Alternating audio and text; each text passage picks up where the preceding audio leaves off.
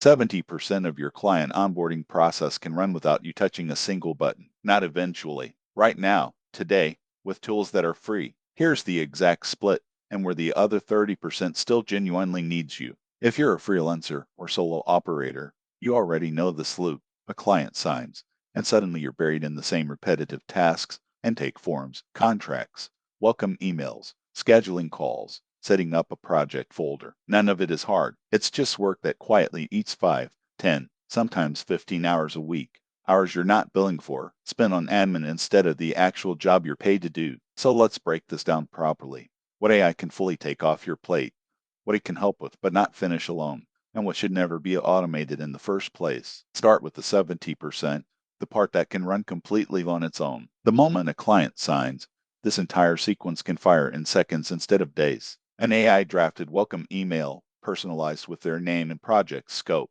sent automatically. A contract auto-generated from your template and pre-filled with their details. No more copy-pasting the same document and manually swapping names. A booking link that finds the first mutual free slot on your calendar, so there's no 5 email back and forth over does Tuesday work. And a project workspace in Notion. ClickUp, whatever you use, that creates itself, preloaded with their name, deadline, and scope. None of this needs a paid subscription. Zapier's free tier chains the trigger. Notion AI drafts the workspace content. Cal.com handles the scheduling. ChatGPT or Claude writes the welcome email and contract draft. 4 free tools, 1 sequence, 0 manual work. Then there's the 20%, the part where AI drafts, but you still decide. AI can generate a full proposal in under a minute, but you're the one who checks the pricing actually matches this client's budget and scope. AI can summarize a client's intake form into a clean brief, but you're the one who decides what actually makes it into the contract's fine print, the scope boundaries, the revision limits, the payment terms that protect you specifically. This is the step people skip when they get automation happy, and it's exactly where it becomes a liability instead of a time saver. A 5-minute review here is not wasted time. It's the one checkpoint that keeps AI-generated drafts from becoming AI-generated mistakes with your name on them. And the last 10%,